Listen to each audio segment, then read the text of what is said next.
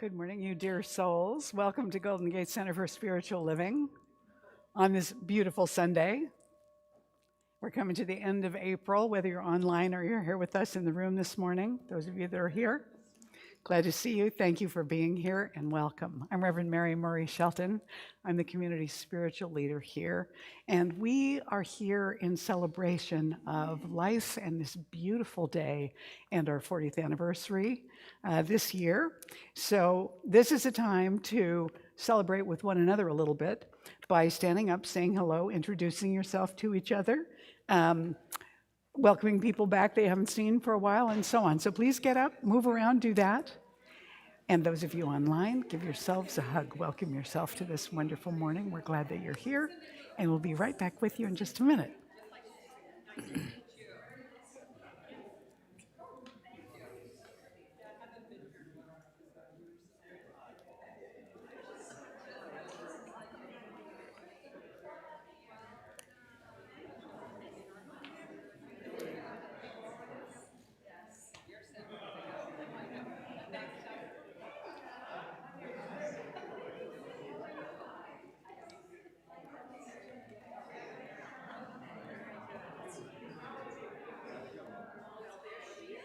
Good morning.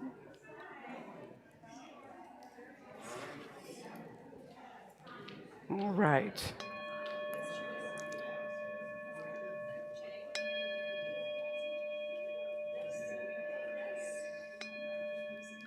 All right, go ahead and find your seats.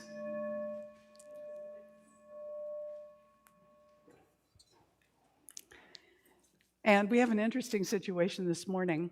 We have Harold Payne back with us this morning on video, which is great. And so we're going to do the opening song with him. But I just want to tell you a little bit about Harold and about this odd circumstance with the videos that's happening this time, because we always have adventures with the videos. Usually they're wonderful adventures. Today it's a little odd. So Harold Payne is a multi-platinum and Posey award-winning songwriter, and his songs have been recorded by Rod Stewart, Patti LaBelle, and his longtime collaborator Bobby Womack. He's been performing at New Thought churches for over 20 years, and he's been with us many times before. So he's going to be singing a song called Love is the Reason. And this one goes off just fine. And the lyrics, you'll see the lyrics on the screen, and it repeats, the verses repeat. It's really easy. And then we would have had, after the opening prayer, his first solo. Now, the two solos today, I had a really interesting experience with them. I downloaded them the same way I always do. And they came into the download so that when I put them into the slideshow, it's upside down. But as soon as he starts, as soon as the slide starts, he flips over. And so then he's singing the normal way. It's never happened before. I don't know how I did it or he did it or the computer did it, but I couldn't figure out a way to change it.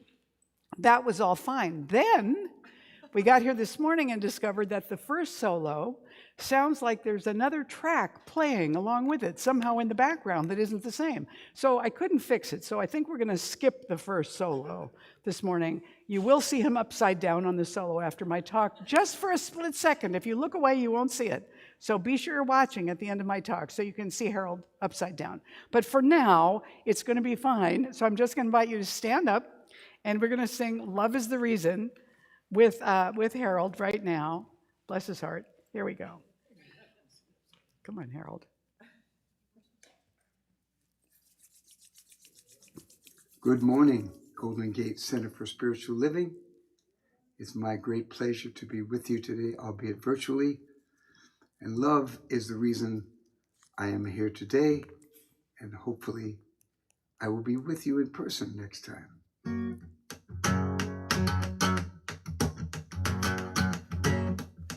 Oh, love is the reason I am here today. Oh, love is the reason I am here today. Yes, love is the reason I am here today. I feel love in my heart today. Joy. Oh, joy is the reason I am here today. Yes, joy is the reason I am here today. Oh, joy is the reason I am here today. I feel joy in my heart today. Peace. Oh, peace is the reason I am here today. Yes, peace is the reason I am here today. Oh, peace is the reason I am here today. I feel peace in my heart today. I feel love, I feel joy, I feel peace in my heart today. I feel the presence of the divine deep inside. I let it shine. Oh, love is the reason I am here today. Yes, love is the reason I am here today. Oh, love is the reason I am here today. I feel love in my heart today. Joy. Oh, joy is the reason I am here today. Yes, joy is the reason I am here today. Oh, joy is the reason I am here today. I feel joy in my heart today. Peace. Oh, peace is the reason I am here today. Yes, peace is the reason I am here today. Yes, peace is the reason I am here today. I feel peace in my heart today. I feel love, I feel joy, I feel peace in my heart today. I feel the presence of the divine deep inside. I let it shine, I let it shine. All right. You may be seated. So take this moment right now to go ahead and silence your cell phone. You don't have to turn it off, but just make it silent so that it'll vibrate and you'll be the only one startled when it goes off. And that'll be terrific. And we're going to now take and turn within and center ourselves for this morning's celebration. So I want to invite our practitioner, Marilyn Letzos, up to do the opening for us now.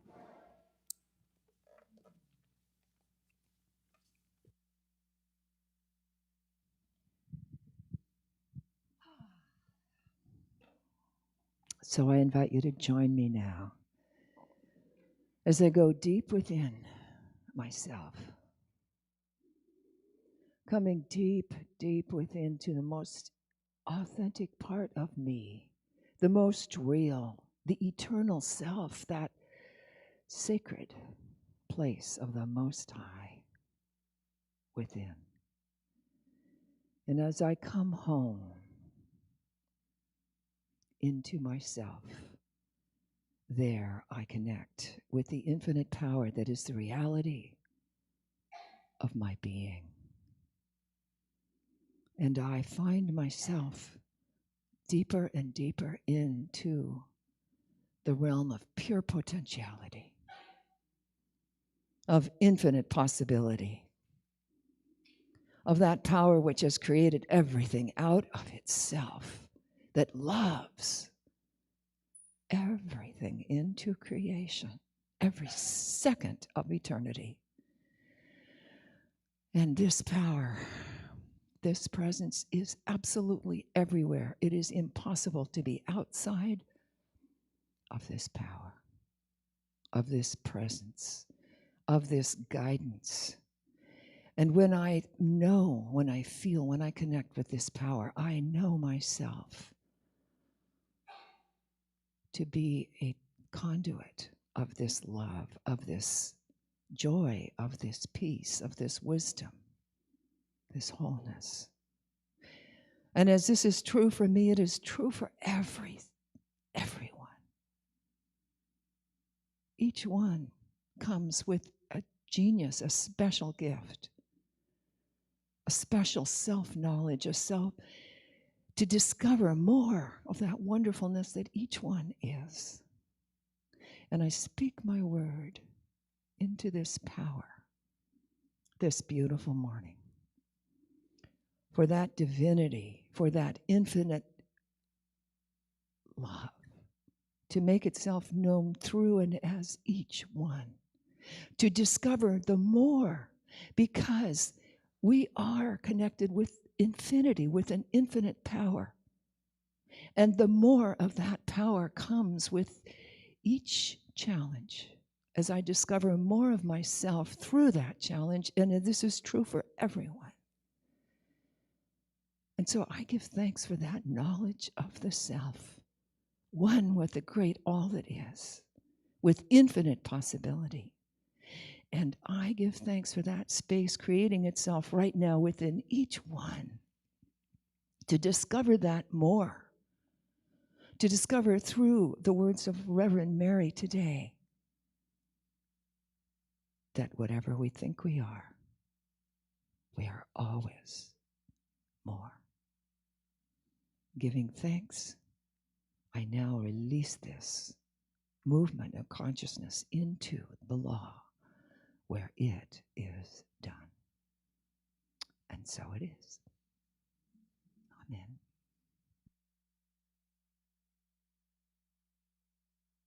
Thanks, Marilyn. All right, so I told you I was going to skip the first solo, which would normally happen here, but we're going to launch right into this morning now. So this month, which is the actual month of our 40th anniversary, our theme has been, there's no place like home. And we're working throughout this year to be a place of extra welcoming, so that anybody that makes their homecoming this year, or who shows up here for the first time, or who comes back every single Sunday without fail, comes into an atmosphere that is welcoming and feels like home. Now, if your home didn't feel good, then replace that word with something else. But the space that feels welcoming, familiar, appreciative of who you are, of who each one is. So that's our intention. And we're also considering today, what is our legacy to those who come after us? So I put that in terms of us and we, but I'm also asking that question just individually, like, what is the legacy that I leave to those who come after me? What is that legacy? What will be here after I'm not? So when looking at that this morning, it seemed to me like the place to start was, well, what did I come in with in the first place? You know, what was available to me right from the start? And sometimes we come into the world discovering that some things are really easy for us. When I was a little kid and I was first learning how to read, for me that was easy. And I really enjoyed it. And I thought, oh, school, this is going to be fun, you know? And then we had math, and I had arithmetic, it was called then. We had addition. Great, this is fun, this is good. Then we had subtraction. And that was when I discovered I wasn't good at everything. That school was not necessarily going to be just a breeze. Subtraction, I thought I understood, but a lot of the time I would discover that I had miscalculated. It was not my strong suit. So sometimes we launch into the world with a lot of enthusiasm about what we think we can do, and then we discover maybe we're not always so great at that. This story is about that. So a shepherd was tending his flock in a field when a new sports car pulled up and screeched to a halt, and a cloud of dust on the road right there outside the fence. And the driver was a young man in expensive designer clothes and sunglasses. And he leaned out the window and he shouted to the shepherd, "If I tell you exactly how many sheep you have here, can I take one?" And the shepherd looked up slowly like, you know, who are you? And then he looked at his flock and he calmly answered, "Sure, why not?" So the young man got out of his car holding the latest iPad, which he proceeded to connect to a series of websites, calling up satellite navigation to pinpoint their exact location, and keying in the location to generate an ultra high res image of the field, and then he emailed the image to a specialized processing center, and the processed data was returned, and he fed that into an online database and entered the parameters for the report he wanted. And then, within another few seconds, a wireless mini printer in his car produced a full-color report with several pages of analysis and results. And the young man studied the data for a few more seconds, and then he returned to the fence and to the shepherd, and he said, "You have exactly 1,586 sheep, including 3 rams and 722 lambs."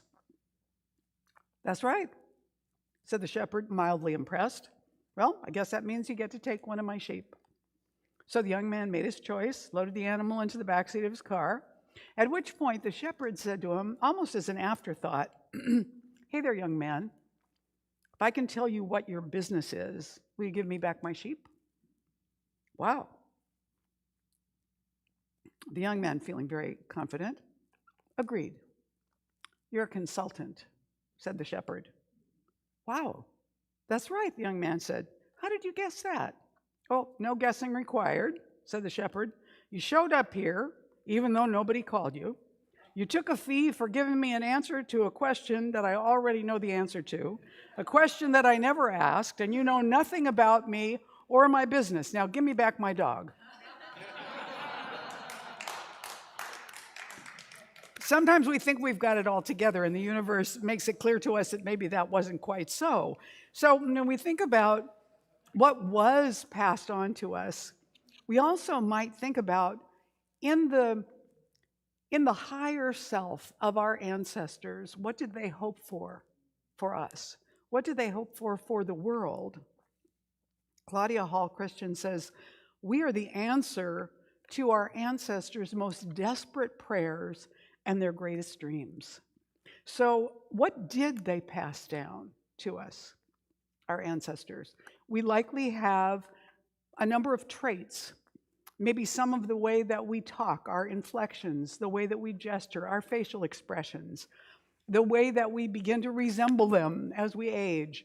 All those things were passed down to us, but also quirks of personality and mood and intelligence and a tendency to like this or dislike that.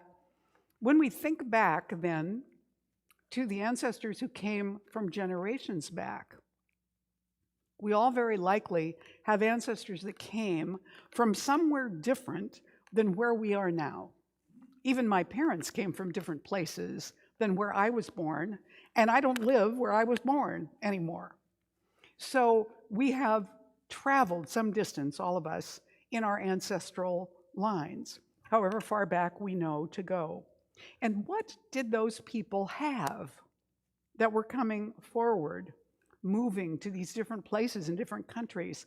First, they had a vision of what they hoped would be waiting for them in that new place. Even those of us who left our homes of origin or our states of origin or whatever country we came from and came here, we had hopes about what our life would be like here when we got here. Yes?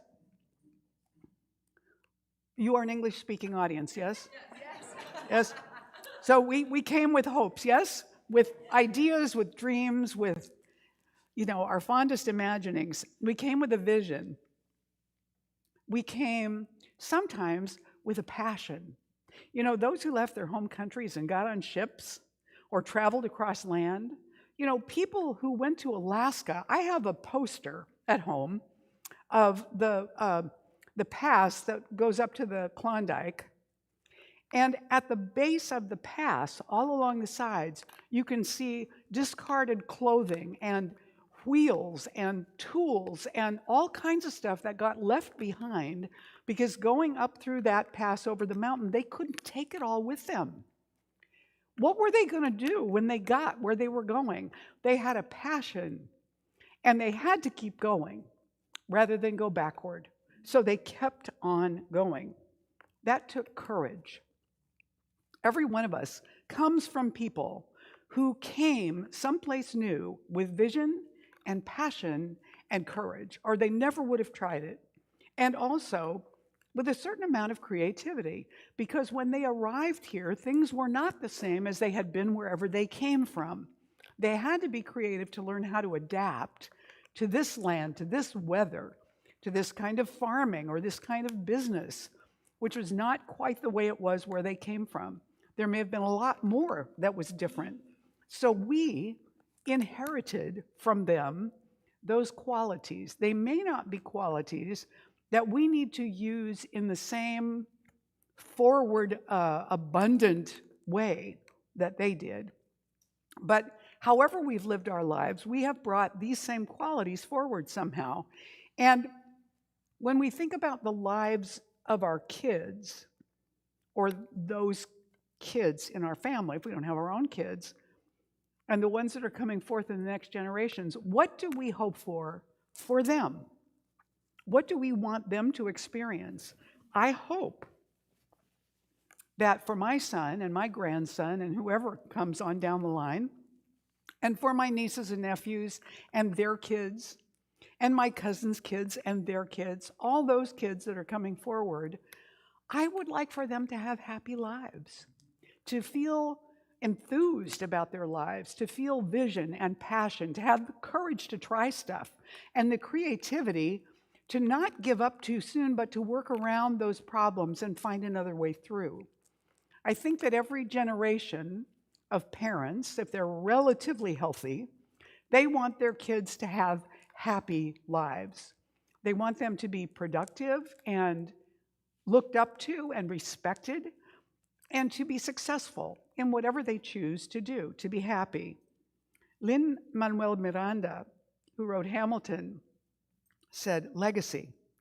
What is a legacy? It's planting seeds in a garden you'll never get to see. And Ray Bradbury, the author, said, everyone must leave something behind when he dies. My grandfather said, a child or a book or a painting or a house or a wall built or a pair of shoes made. It doesn't matter what you do, he said, so long as you change something from the way it was before you touched it into something that's more like you after you take your hands away. Now, we kind of can't help that with our kids, because we know how much we absorb from parents. I mean, my parents have been gone for a long, long time, but I can still hear my mother's voice in my head sometimes. Can't you? You know just exactly the tone and the volume and the expression that something would have, what they would find funny, what they would not find funny, all of that. Peter Straubel, who's a business strategist, said, legacy is not leaving something for people. It's leaving something in people. So I think what I hope is that what we're leaving individually to the people who come after us, what is in them because of us, is a greater sense of ease, and that they are loved, that they are surrounded always with love, not just from their family members who are here with them, but from their ancestors who are not physically here with them, from whatever that form or formless is in the infinite, that vibrates with the love that could bring all this forth. I'm teaching foundations class right now, and yesterday was our Saturday workshop on spiritual mind treatment, our form of prayer. And we usually always watch on that weekend a 17-minute video that was made a number of years ago for the Eames Company, and it's called Powers of 10. And it takes you from a bunch of people picnicking near the lake in Chicago to as far out in the universe as we can see at this point in time. But it goes like it's moving back from the Earth, and back and back and back, out of the Milky Way galaxy, out of the passing galaxies, out into the universe.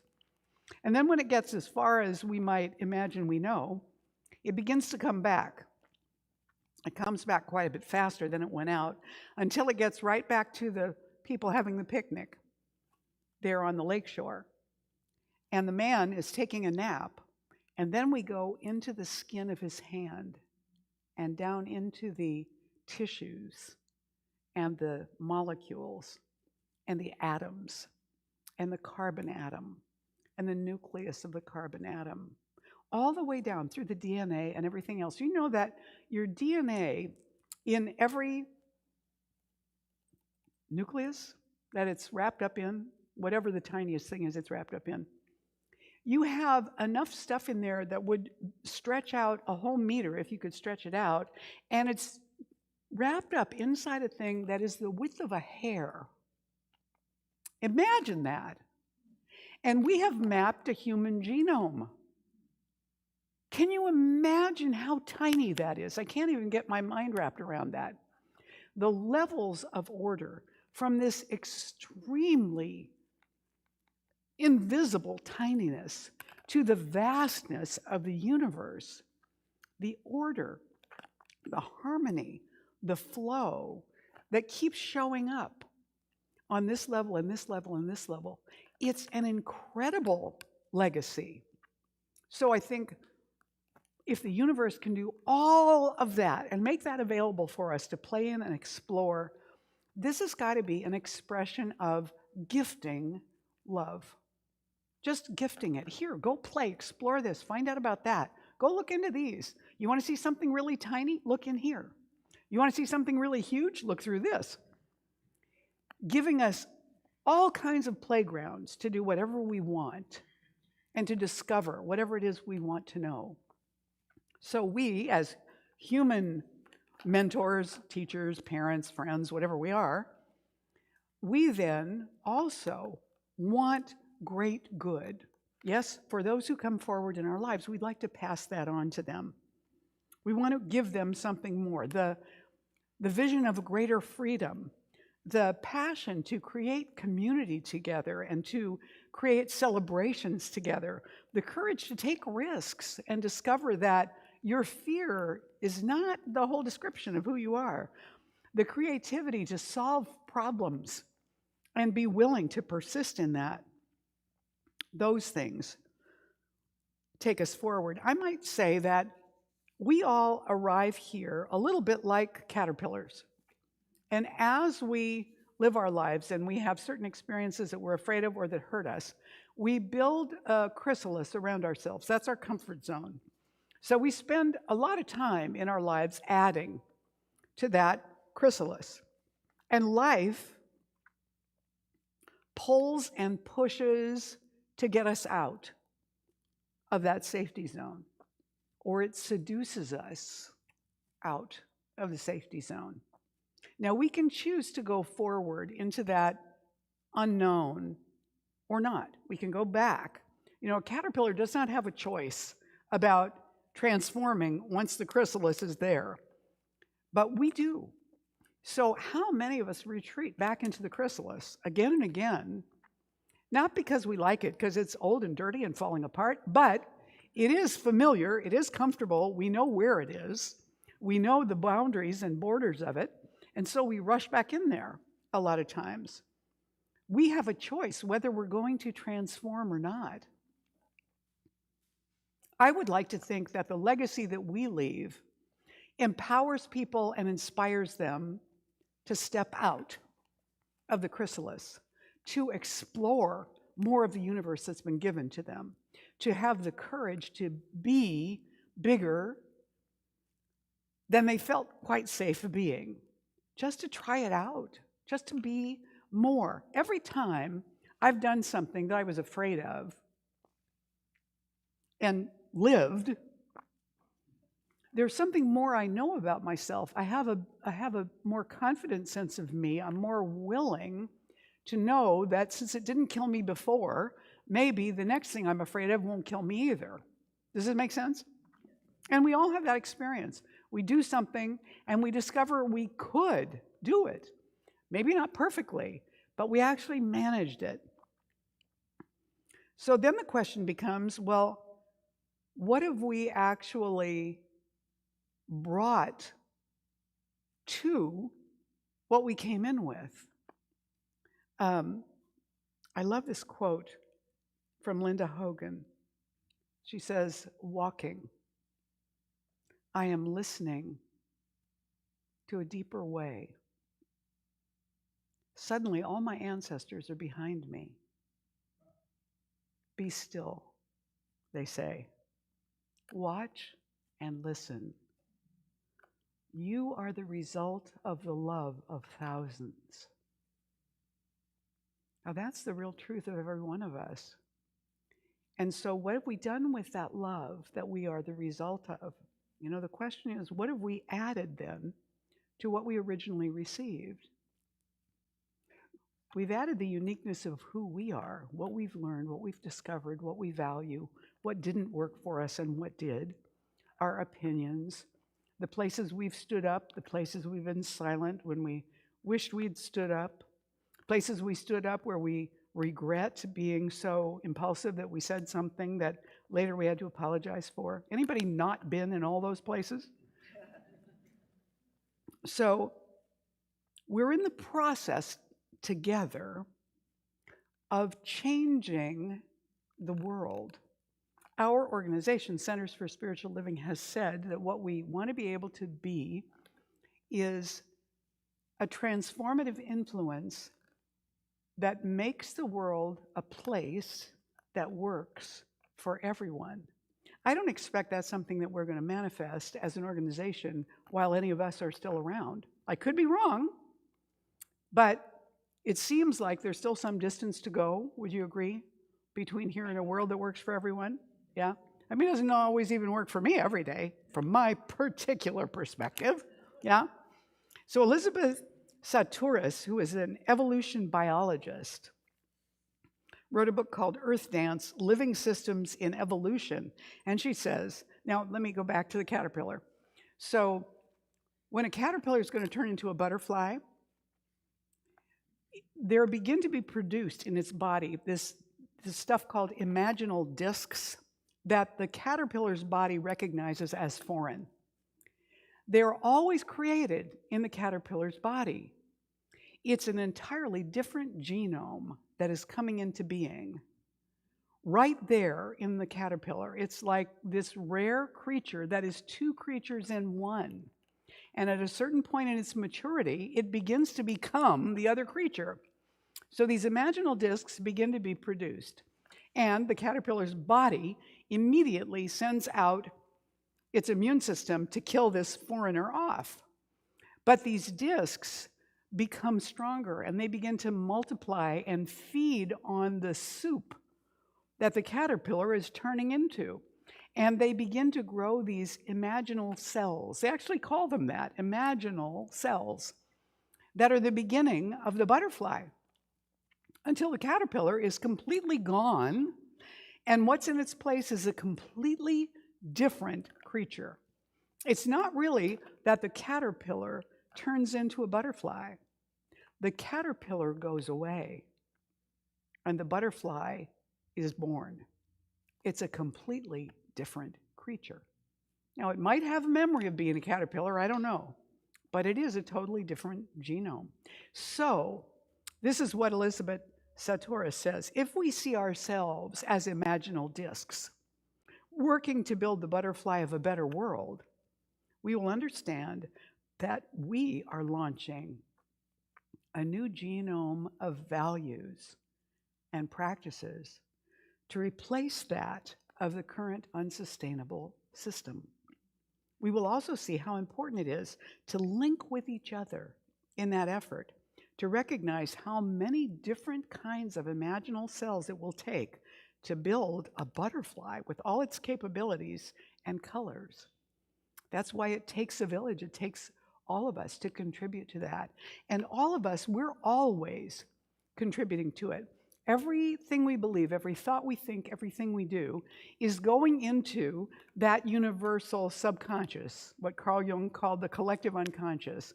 Everything we do goes into that pot. And everybody that ever lives can access that information that's in there, that we discovered or created or used more. Because whenever the human race uses something more, it gets easier for everybody else to do it too. So as we're moving in this creative process, we're not doing it just for ourselves or just alone, even though sometimes we feel isolated.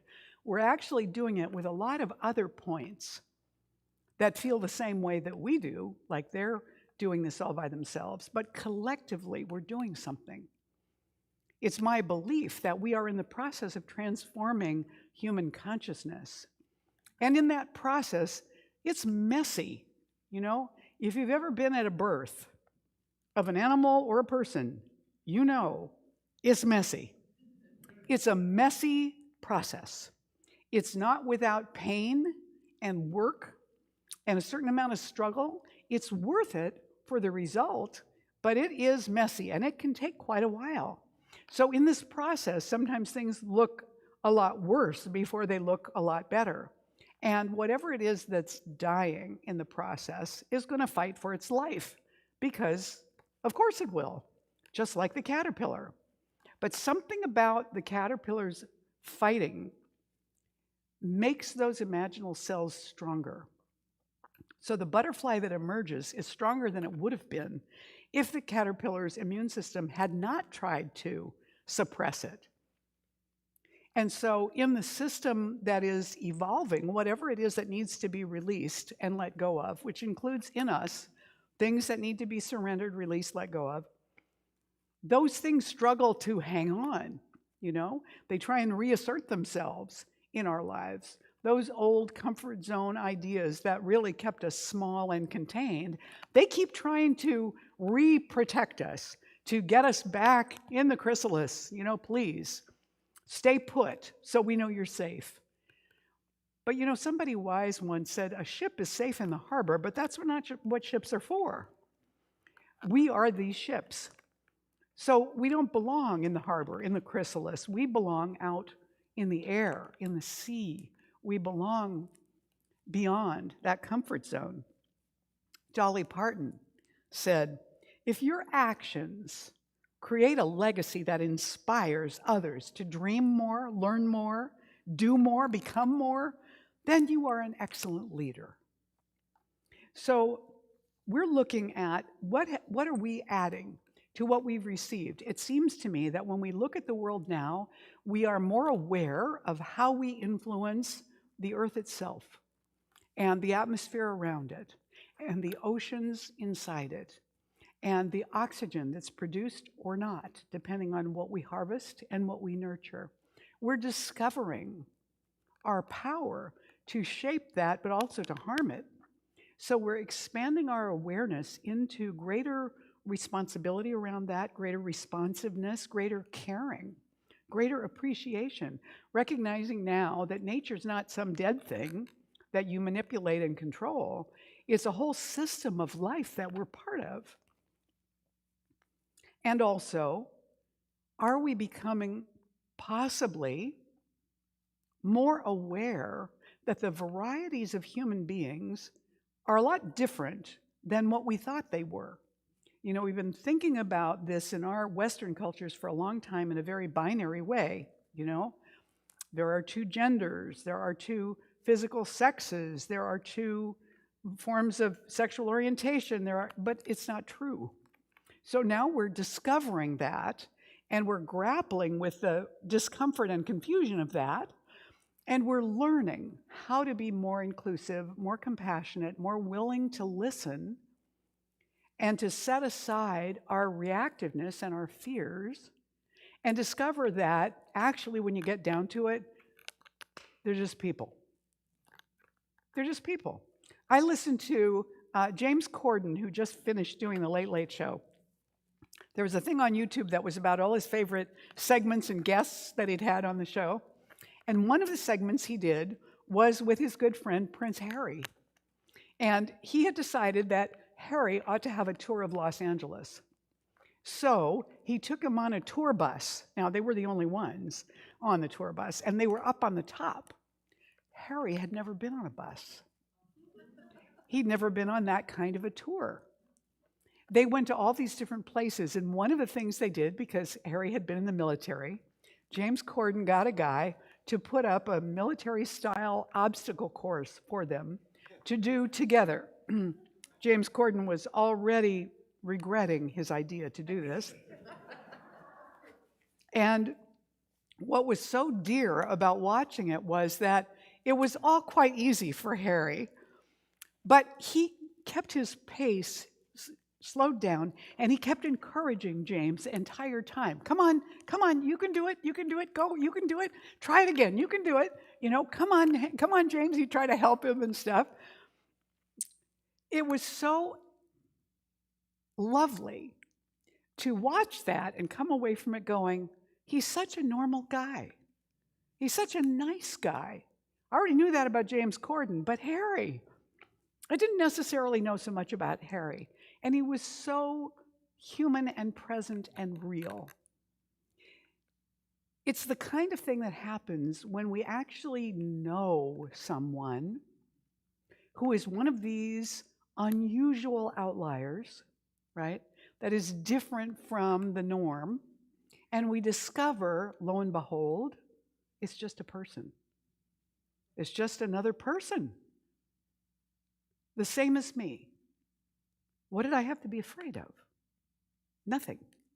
So I think that one of the things that we're adding to what we received when we came in is we're loosening some of those tight-knit boundaries that held us in place because we don't really need those to protect us. We're also having new interpretations of old things. Like some stuff is coming back around again, and we're discovering that, well, maybe we said, you can't do that anymore. Prohibition. You can't do that anymore. No more of that. Now everybody wants it, right? So we've discovered over time that certain things that we just said no to as a blanket thing, that really doesn't work. We're discovering sometimes that some of those things that we thought we had to put down actually have some value, have some usefulness when you find the right way to use them. I don't know about alcohol, but it is kind of fun. But that we're finding some usefulness in some of these things that we just said no to once upon a time. We're adding to what we received. Our ancestors did the best they could with what they had and what they knew and what they came in with. Now we're doing the same thing. But I think the world is not the same world that I was born into. It's not the same world that I was in high school in. My son went to a different world when he was in high school, and my grandson is not in either of those worlds as he's in high school now, because the boundaries have shifted. Things are more fluid. Stuff has disappeared and other things have come in.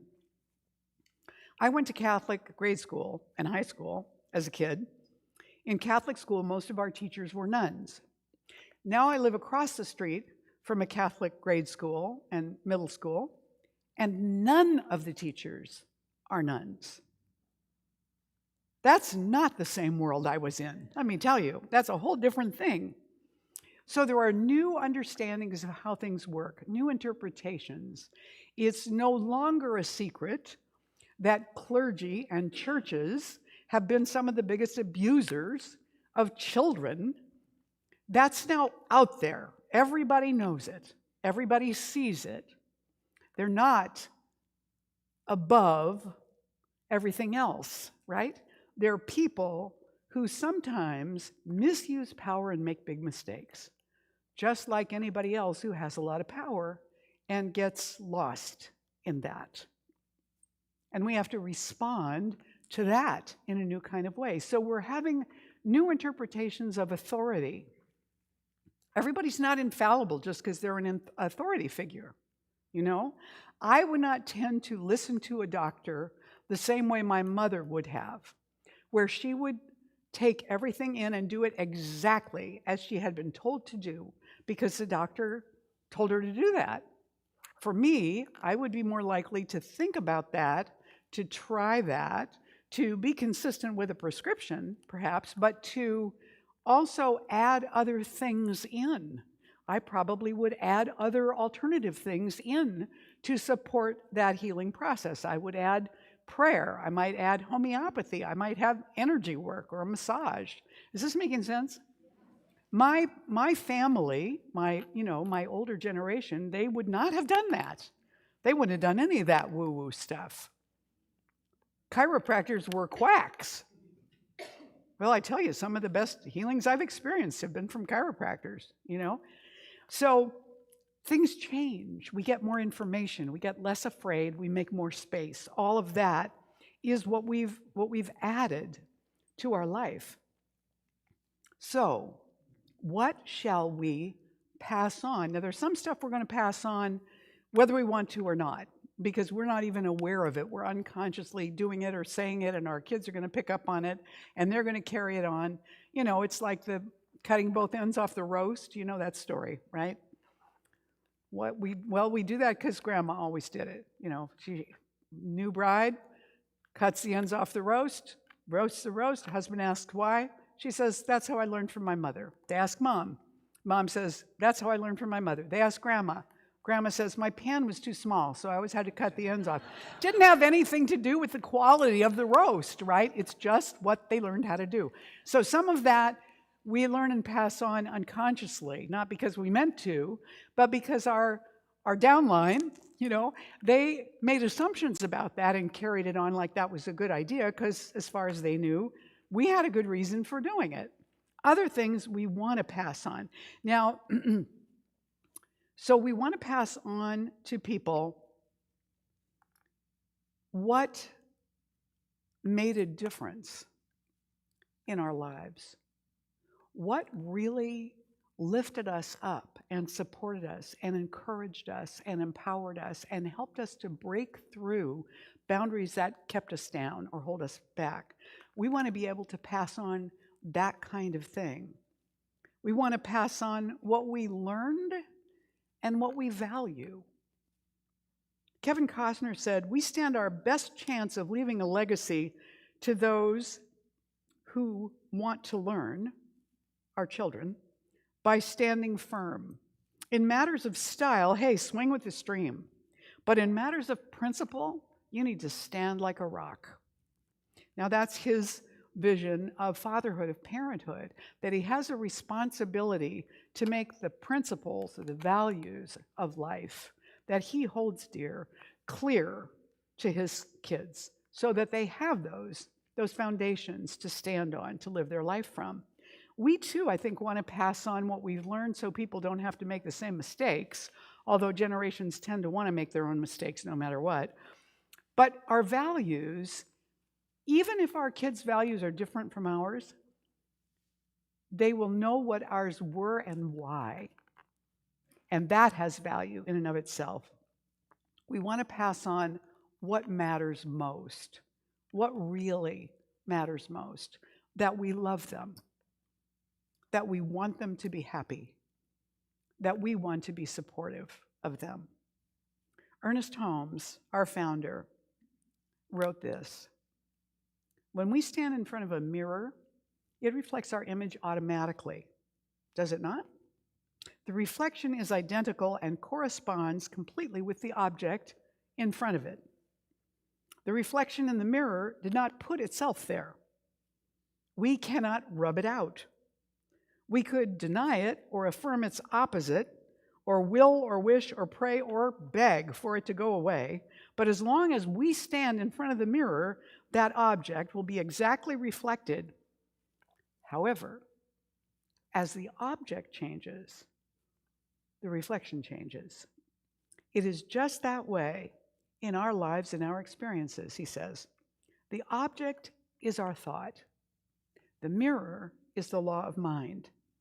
If there are those things in our lives which ought not to be, they are what we have given to the law of mind, and we are receiving back their correspondence as reflections. So we have to get busy and change the object, the pattern of our own thinking, our own inward state of awareness. Really, it's like looking at our lives and going and complaining to the mirror that our lives look that way, expecting it to change, you know? Scolding the mirror, how dare you? Right. It's not going to do anything but scold us back. Have you ever seen a cat see itself in the mirror for the first time? They attack the mirror, they hiss at the mirror, they leap toward the mirror, and the other cat does exactly the same thing. So it tends to escalate until our cat just, leaves completely. We have to change the object if we want to change the reflection. So I want to tell you a story about passing something on. It was not necessarily this man's intention to affect his doctor in such a way. He was just living his life. But I know that everybody who hears this story, something is a little different for them afterwards. And for the doctor, I can only imagine.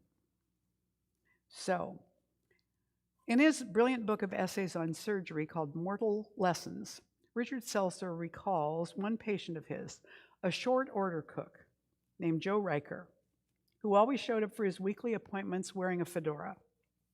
Beneath his hat was hidden a terrible secret.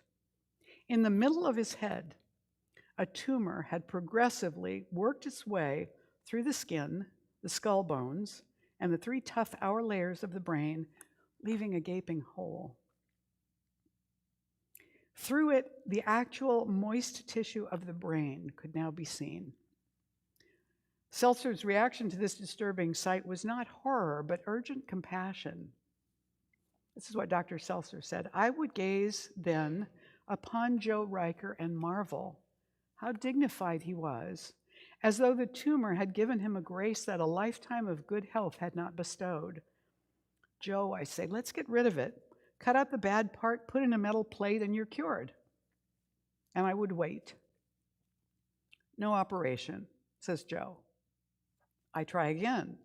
What do you mean no operations? You're gonna get meningitis any day now and die. The thing is going to get your brain.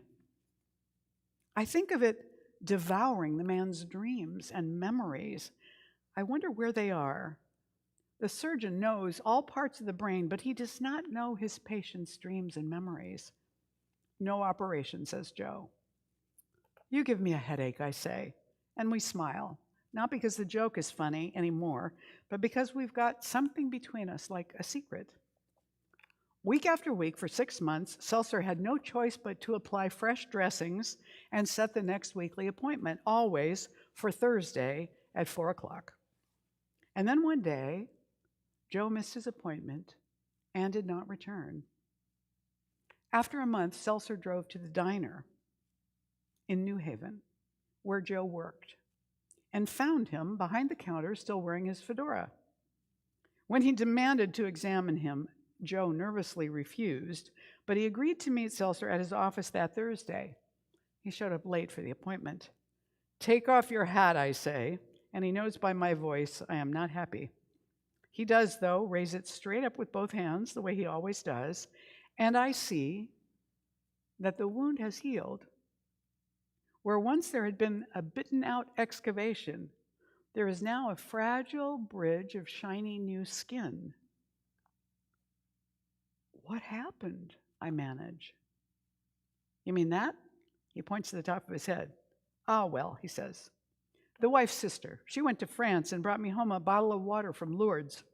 I've been washing it out with that for a month. Holy water, I say? Yeah, says Joe, holy water. Off and on like that, Seltzer would see Joe at the diner, looking completely ordinary, not at all like a fleshy garden of miracles, as Seltzer dubbed him. There seemed to be no change at all in Joe's shuffling walk or his matter-of-fact manner. Perhaps the only change is just the sly wink with which he greets me, as though to signal that we have shared something furtive. Could such a man, I think as I sip my coffee, could such a man have felt the brush of wings? Something happened that could not be explained. Something changed, but why? Is it a miracle? Well, from the perspective of the doctor, certainly it was a miracle. Nothing else should have caused that kind of healing, and yet something did. Was it somebody's faith? Was it just the water that came from this sacred spring? What was it? We don't know. But what we know is that even though Joe is just an ordinary guy who's a short order cook in New Haven, Connecticut, that he brought something into the world that changes everybody who hears the story. He left something behind for us and in us. I don't know if Joe is still alive. Maybe he is. Maybe he's still a short order cook. I don't know. But the story lives on, and it becomes something that we take with us. Having heard it, we're not the same as we were before we heard it. Does that make sense? So this place has done that for a lot of people who have come through the doors here. Golden Gate also has a legacy to leave for those who come into this room after us. And I want to share just a little bit of what Diana Smith wrote to me as we got ready to celebrate on Easter. This is very long. I'm not going to read it all, but just a few paragraphs. She says, I came to GGCSL in June of 2002. Upon entrance, I felt warmly welcomed. Ran into an old friend who was now a practitioner, and she welcomed me so enthusiastically as we had lost contact when I left Novato. She immediately started introducing me to others, and I remember meeting Reverend Lanny Howard, Reverend Carol Huntley, and Janet Carol Ryan distinctly. It was a life-changing Sunday. I soon enrolled in Foundations. Shortly, I joined the Corps Council as its secretary, joining the Visioning Corps and special events teams. Before I knew it, being mentored by Janet Carol Ryan and Reverend Lanny, I was on the fast track, completing my remaining Corps classes and enrolled into Prac class in 2006. Reverend Lanny and Posey were my Prac 1 trainers. I graduated from Prac training in 2008 under the amazing tutelage of Michael Hart and Pat Malone, with Janet Carol Ryan and Lisa Barnes being my mentors. My most favorite memories were all surrounded by the people I met who saw me long before I could really see me. My GGCSL takeaway was how much I broadened my limited definition of community, collaboration, and celebration. I came in perhaps like a wounded bird and learned to fly. People believed in me until I could believe in me. That is a legacy worth passing on. Namaste.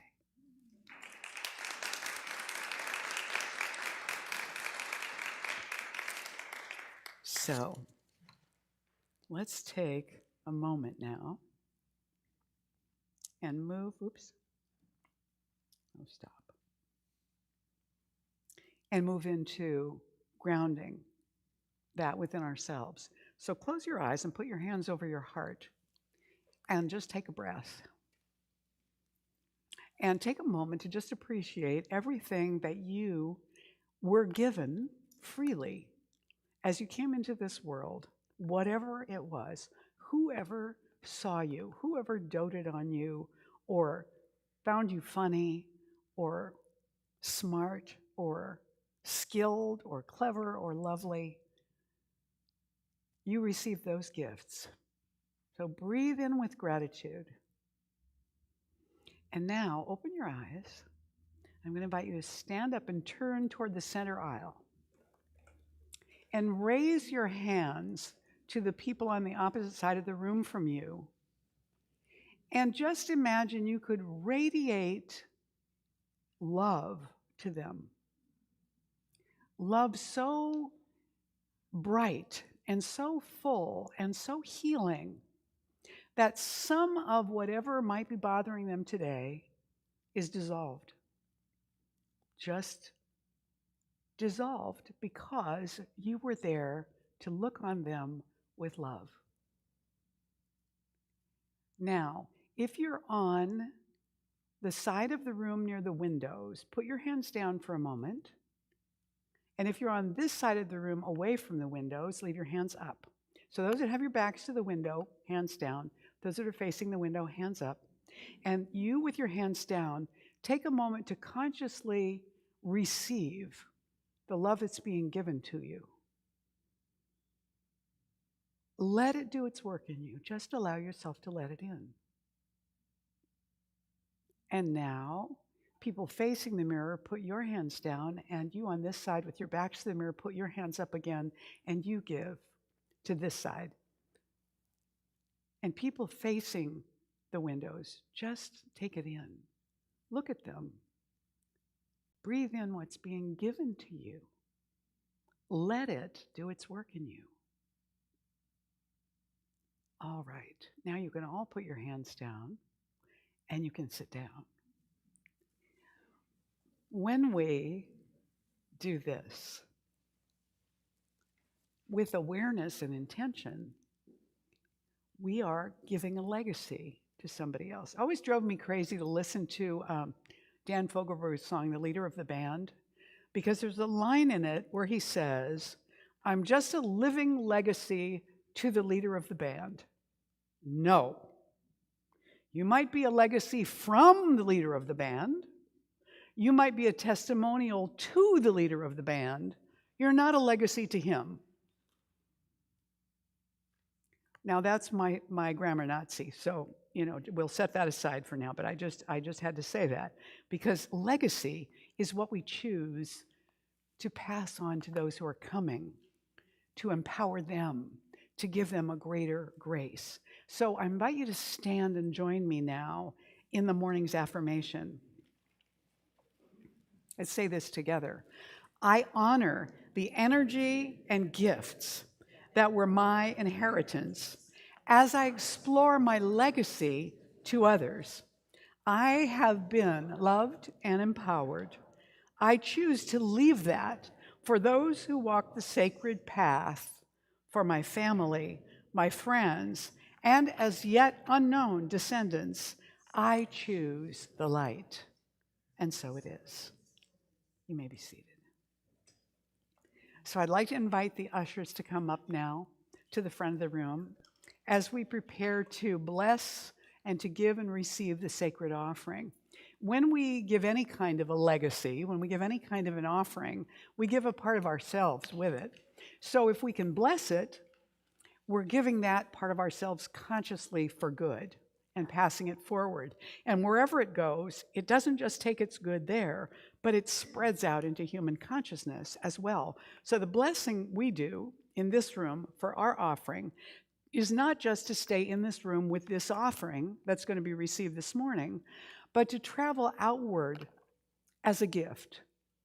So we are giving a gift to humanity this morning with the offering of our blessing, as well as whatever our offering is that comes in or has been given during the week, or whatever gifts we've given. We're going to bless all of them. If you want to text your offering today, you can do that. The phone number is, or the number to text to, 415-779-7613. You online might want to do that, or PayPal. If you're here in the room, the directions are all on the back of your bulletin. And so we're going to go ahead and bless the offering. If you're giving it alone, hold it near your heart. If you're giving it with a loved one, hold it in your hands together. If you've already given your gift this week, or you're giving gifts this week, just put your hands over your heart as we say together, this gift I give is God in action.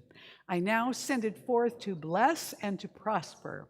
I know that everywhere it goes, it is creating a world living in love, one heart and one thought at a time. And so it is. Watch Harold.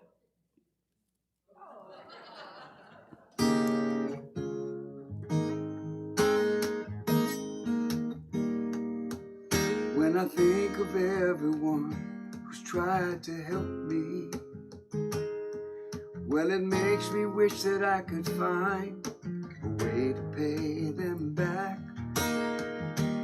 All the little acts of kindness that helped me find my way when I was falling from the track. But a grateful man's intentions make him worth his weight in gold. If he can pass it to the next man he finds lost out in the cold, pass it on Brother, pass it on. If you can't pay it back, then pass it on. I can't say I'll ever be a rich man, and the things that I could call my own, I could carry on my back. All the helping hands that reached out and found me have left me with a love that lasts through anything I lack. And I'm thinking if I ever make it up that hill someday, you know I won't forget to leave a little bit of love along the way. Pass it on, sister, pass it on. If you can't pay it back, then pass it on.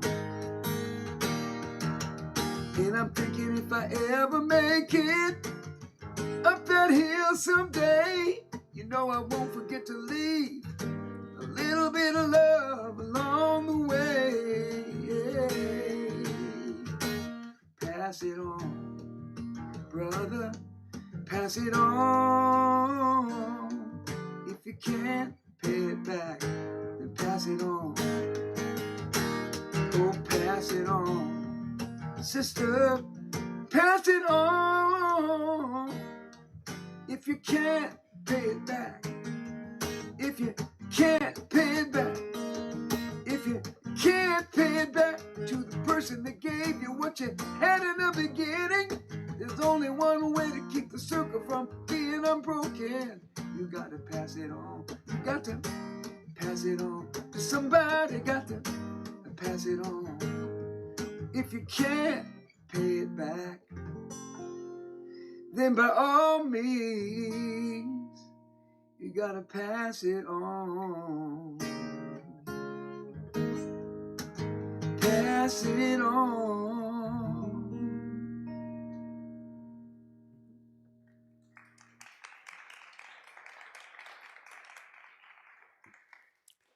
So we together do, on behalf of Golden Gate Center for Spiritual Living, accept this offering and send it out into the world to bring more encouragement, more freedom, more love, more light. We're going to pass it on, and so it is.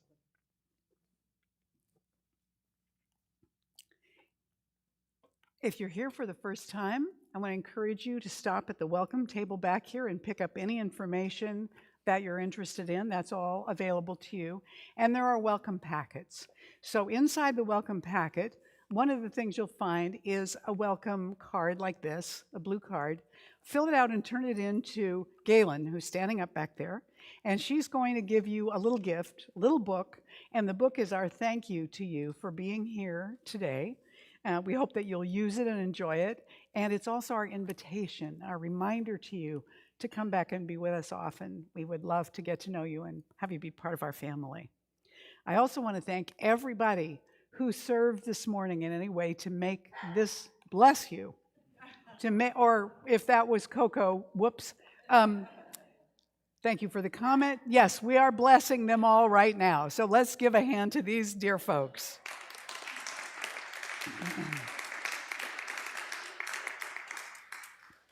We have another opportunity to serve at the San Francisco Marin Food Bank on May 9th. It's only 2 hours.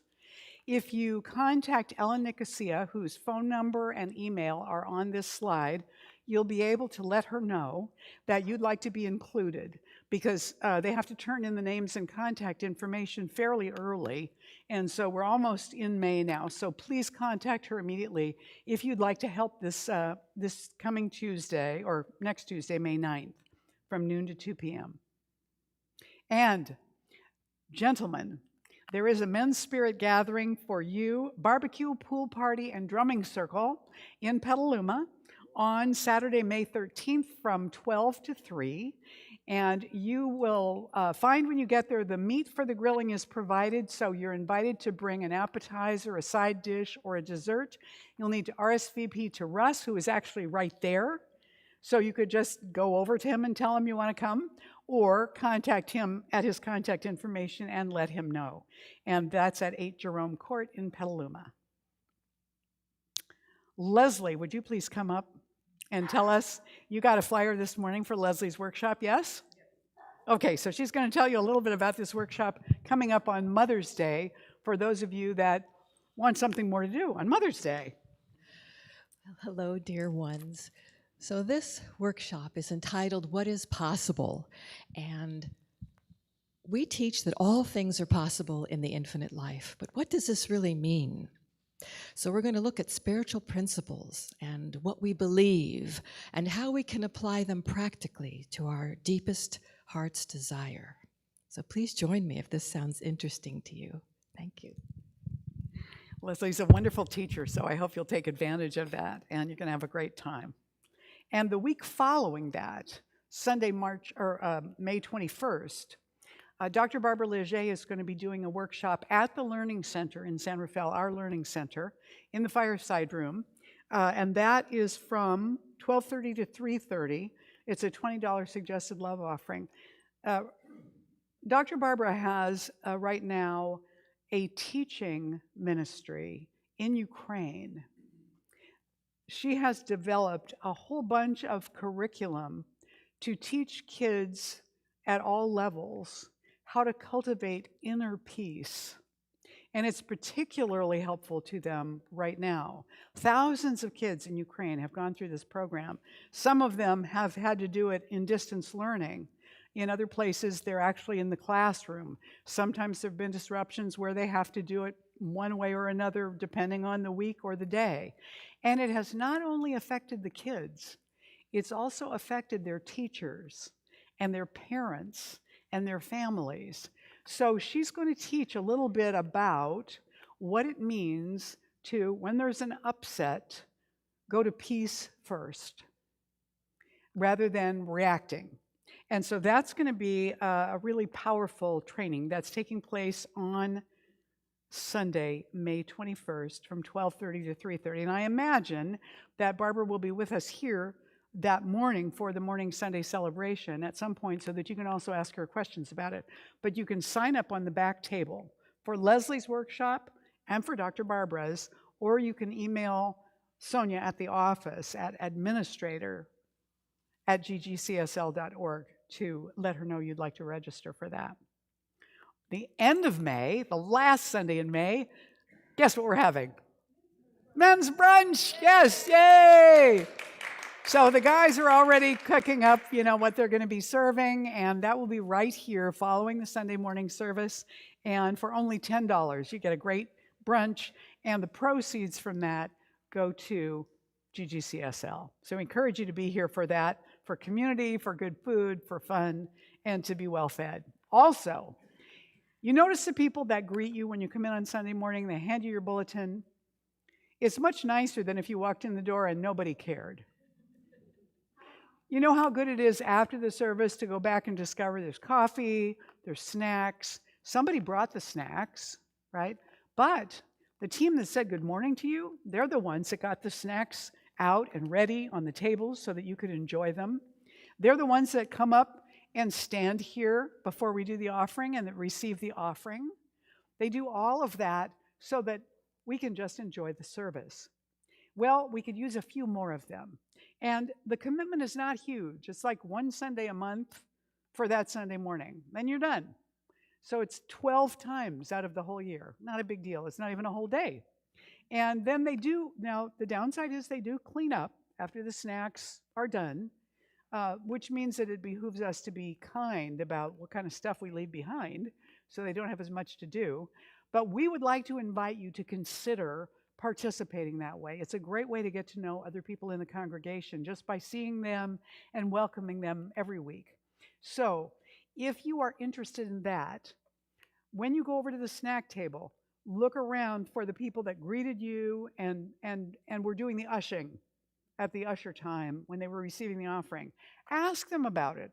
Or if you see Paula Yu, who is the head of all the Sunday teams, ask her about it. You're going to want to sign up with Paula, and so her info is on this slide because every time I do an announcement that has to do with snacks or Sunday morning teams, Paula's in the kitchen doing the Sunday morning team stuff, and so you can't actually see her. So that's her contact info. If you can't find anybody else to volunteer with in that group, contact Paula and let her know you're up for it and tell her what Sundays to choose from so that you can get assigned to one.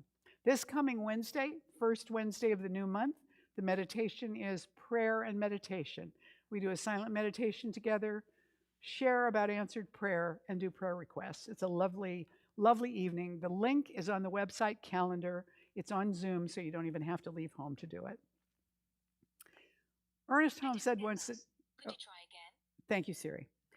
Ernest Holmes said once,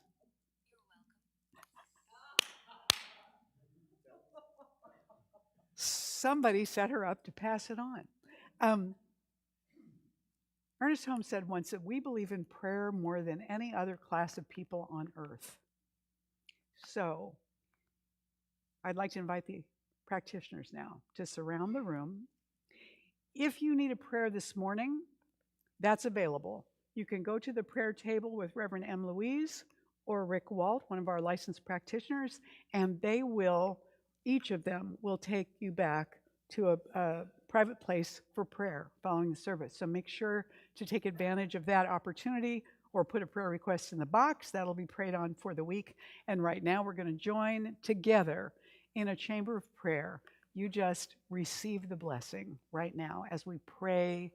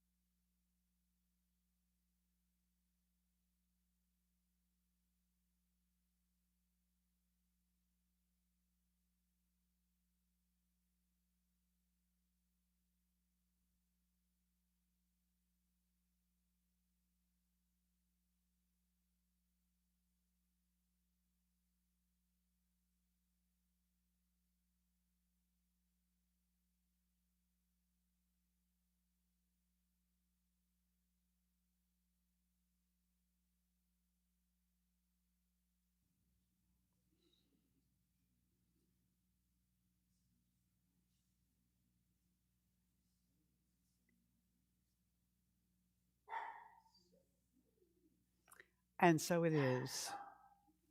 And so it is in dog.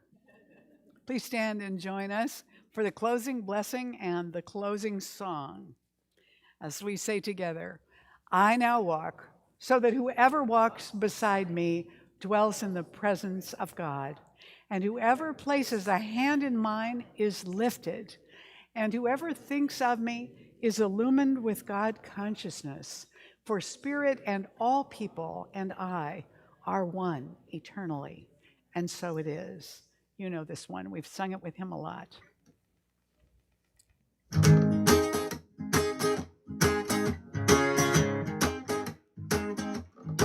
Something wonderful, something wonderful is happening to me right here, right now.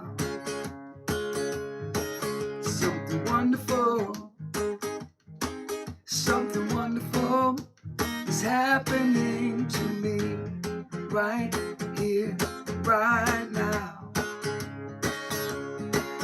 I can feel it in my body, I can feel it in my soul, I can feel it in my heart, and it won't let go. Something wonderful is happening to me right here, right now.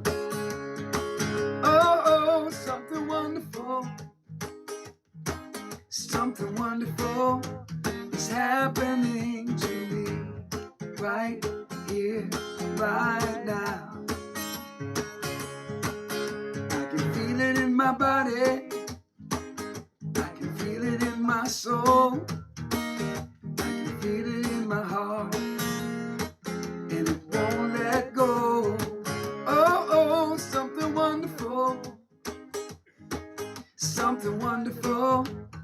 happening to me right here, right now. Something wonderful, something wonderful is happening to me right here, right now. All this love inside, we can let it shine. Oh, something wonderful is happening to me right here, right now. Can you feel it? Yeah. Ooh, something wonderful. Something wonderful is happening to me right here, right